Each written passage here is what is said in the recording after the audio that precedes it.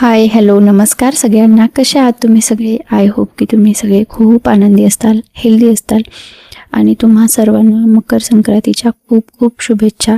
Video late आलेला आहे म्हणून शुभेच्छाही लेटच येत आहे, पण तरीही खूप खूप शुभेच्छा आणि तुमचं सगळ्यांचं खूप स्वागत आहे माझ्या यूट्यूब चॅनलवर नवीन असाल प्लीज चॅनलला सबस्क्राईब करा. व्हिडिओ शेवटी आवडला तर लाईक करा आणि शेअर करायलाही विसरू नका. तर हा व्हिडिओ आहे भोगीच्या दिवशीचा. रात्रीपासून मी सुरू केला होता या व्हिडिओला स्टार्ट करायला. म्हणजे वाणाचं सामान मी तयार करून घेत होते. म्हणजे दुसऱ्या दिवशी जे वाण लागणार होतं त्याचं आदल्याच दिवशी मी तयार करून घेतलं, कारण की दुसऱ्या दिवशी आहे ना खूप घाई गडबड असते. दुसरी स्वयंपाकाची कामे असतात म्हणा, किंवा खण पुजायचं असतो म्हणा, आपल्यालाही तयार व्हायचं असतं. म्हणून मग सगळी आहे ना कामं होत नाहीत एकाच दिवशी. काही कामं छोटी छोटी जी करण्यासारखी आहेत करून ठेवली तरी चालतात. अशी कामं आदल्याच दिवशी केली म्हणजे आपल्याला दुसऱ्या दिवशी दुसऱ्या कामासाठी भरपूर वेळ भेटतो, स्वतःची तयारी करायलाही वेळ भेटतो. म्हणून मग मी अशी छोटी छोटी कामं करून घेत असते. आणि इकडे मग आर्यनचं आणि पियाचं क्वेश्चनिंग सुरू होतं की मम्मा हे काय आहे, ते काय आहे. मग त्यांना गहू वगैरे दाखवलं मी काढून. आता काही गव्हाची उंबी काही पूर्ण भरलेली नव्हती, पण तरीही दाखवला. आणि असे वेगळे कामं मी करत बसले ना, म्हणजे काहीतरी नवीन, तर मग त्यांच्या डोक्यामध्येही खूप नवीन क्वेश्चन्स येतात. नंतर मग हे ज्वारीचं कणस आहे ते सोलत बसले होते मी. आणि म्हणजे आपल्या लहानपणी, म्हणजे माझ्या लहानपणी आहे ना, ही सामान पूर्ण गावाकडे किंवा आजूबाजूच्या बायका एकमेकींना विचारायच्या, द्यायच्या. पण आजकाल सगळ्यांनाच विकत आणावं लागतं आणि सगळं विकतच आणलं होतं. ऊस मात्र मला शेजारच्या एका ताईनं दिला होता, कारण की मार्केटमध्ये खूप चांगला असा ऊस भेटला नव्हता, म्हणून त्यांच्याकडं होता, त्यांनी मग मला दिला. मी पूर्ण ही तयारी करून घेतली. नंतर मला दुसरीही बरेचसे कामं होते, म्हणजे भांडी वगैरे मी घासून ठेवणार होती रात्रीच, कारण की पितळेची वगैरे भांडी आहे ना ती घासायला खूप वेळ लागतो.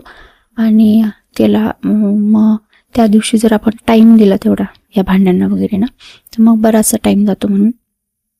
आणि माझं तरी काय होतं ना, की मी एक काम करायला लागले ना की मी कंटिन्यू मग ते काम होईलच असं नाही. त्याच्यामध्येही मला एक 10 वेळा म्हणजे ते काम डिस्कंटिन्यू करून मुलांकडे पाहावं लागतं, कारण त्यांची भांडणं किंवा त्यांचे काही खेळाच्या वस्तू असतात त्या इकडे तिकडे पडलेल्या असतात, मग ते त्यांना शोधून द्या. अशी बरीचशी छोटे छोटे अडथळे येतात. आणि मी पितळची भांडी किंवा तांब्याची भांडी आहे ना ते पितांबरीनंच घासते.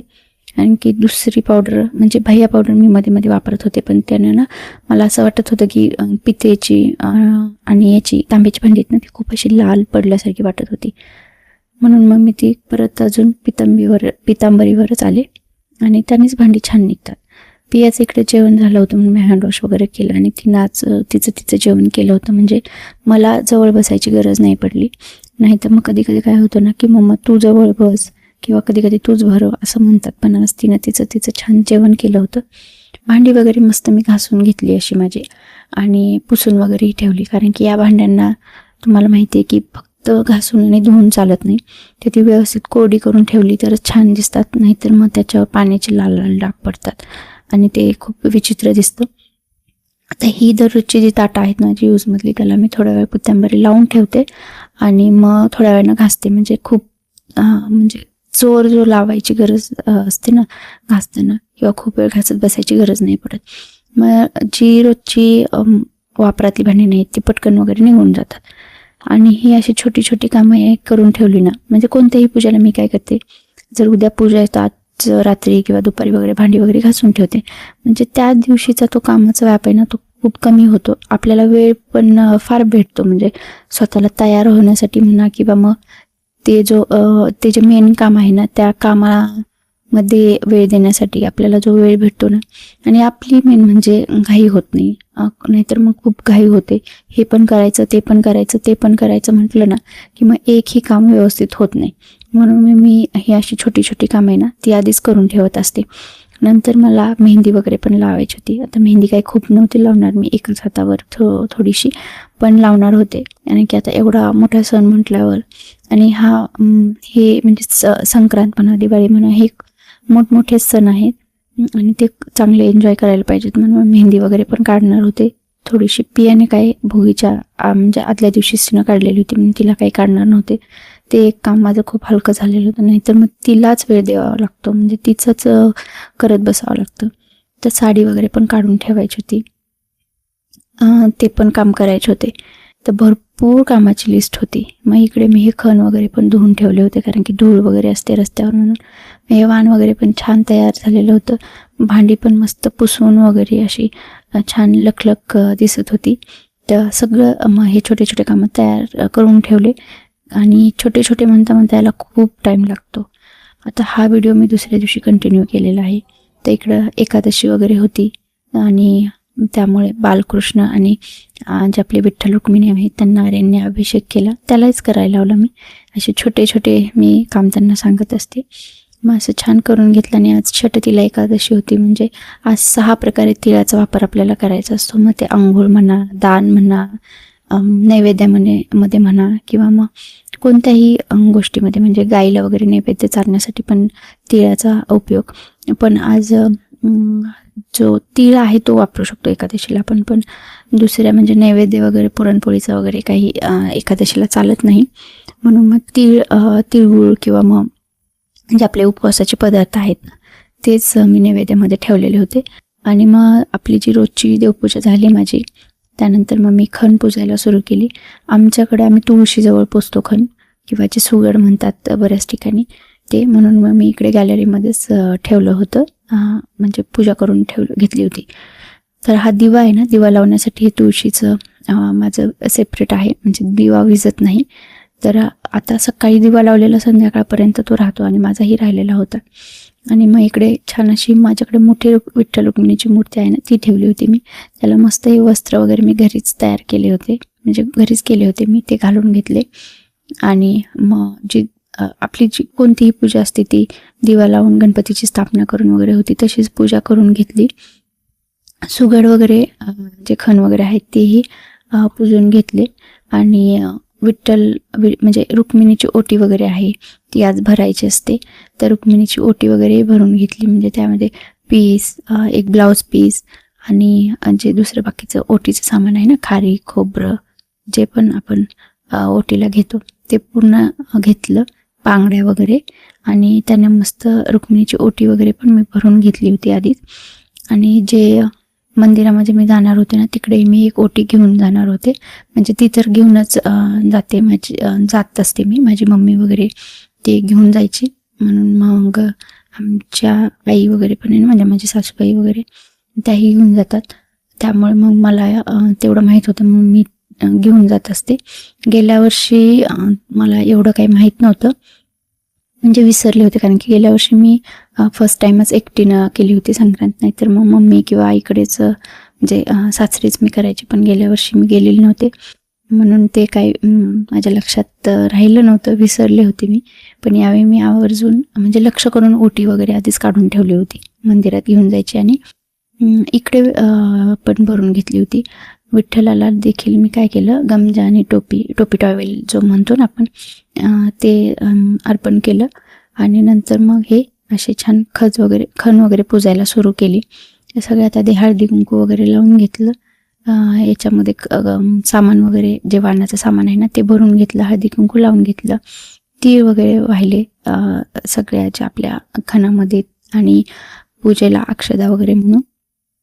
नंतर तुळशीलाही खण वगैरे देऊन घेतला, म्हणजे वाण वगैरे देऊन घेतलं, ओटी भरून घेतली तुळशीची. कारण की मंदिरात जाण्याच्या आधी आम्ही तुळशीलाच हे देऊन जातो, वाण देऊन जातो. आणि नंतर मग मंदिरामध्ये जाऊन रुक्मिणीला वाण, आणि नंतर मग ज्या आपल्या बायका वगैरे आलेल्या असतात ना त्यांना वगैरे हे वाण दिलं जातं. तर मग घरी पूजा माझी व्यवस्थित झाली होती, लवकरच झाली होती. नंतर मला स्वयंपाक वगैरे करायचा होता. पुरणपोळी काही मी केली नव्हती, साधा स्वयंपाकच करणार होते, कारण की देवाला नैवेद्य वगैरे नव्हता दाखवायचा पुरणपोळीचा, आणि कोणी खाणारही नव्हतं. म्हणजे आर्यन वगैरे ची तब्येत जरा बिघडलेली होती, म्हणून मग त्याला खायला द्यायचं नव्हतं. आणि मग त्याला खायला द्यायचं नाही तर मग बरं नाही वाटत, मुलांना खायला नाही द्यायचं, नाही आपण खायचं. मग मी केलंच नाही, म्हटलं चला दुसऱ्या एखाद्या दिवशी बनवूयात म्हणून. मस्त इकडे पूजा झाली. आपल्या तुळशीलाही वाण दिलं मी, विठ्ठल रुक्मिणीला देखील, म्हणजे रुक्मिणीला देखील वाण दिलं, विठ्ठलाला नाही रुक्मिणीला वाण दिलं मी. आणि नंतर सुंदर अशी ही माझी जी खणाची पूजा होती ती झाली.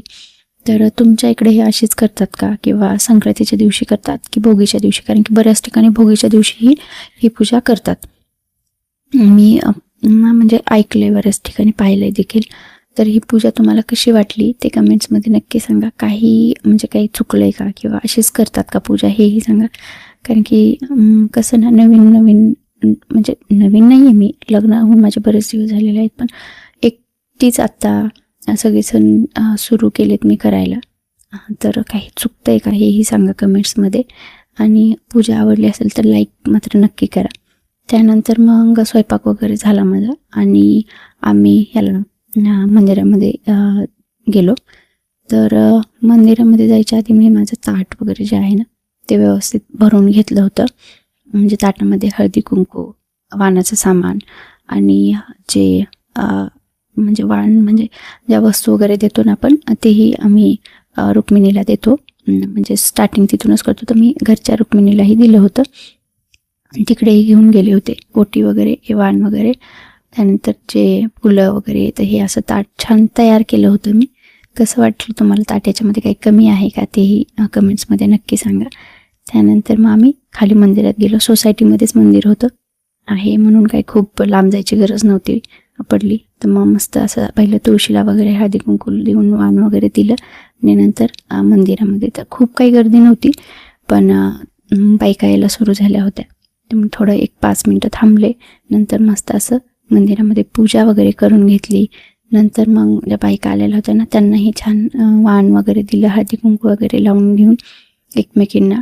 आणि खूप सगळ्या बायका यायला सुरू झाल्या होत्या ना, तर बऱ्याचशा बायका होत्या, म्हणून ना खूप छान वाटत होतं.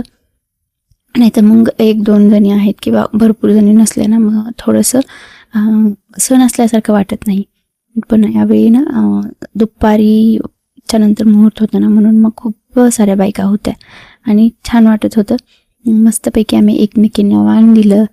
खूप सारे फोटोज वगैरे किंवा रील्स वगैरे म्हणा शूट केले. खूप छान एन्जॉय केलं, कारण की सगळ्यांचा स्वयंपाक वगैरे झाला होता ना, म्हणून मग कोणाला काही घरी जायची एवढी तर घाई वगैरे नव्हती, म्हणून सगळ्याच बायकांनी खूप छान एन्जॉय वगैरे केलं. आणि हा व्हिडिओ कसा वाटला संक्रांतीचा, तर तो कमेंट्समध्ये नक्की सांगा. व्हिडिओ आवडला असेल तर लाईक करा, शेअर करा आणि सबस्क्राईब करायला विसरू नका. आणि भेटूया पुढच्या अशा एका छान व्हिडिओमध्ये. तोपर्यंत आनंदी राहा, हॅपी राहा, आणि तुमचा मकर संक्रांतीचा सण कसा झाला तेही मला कमेंट करून नक्की सांगा. तोपर्यंत थँक्यू, बाय.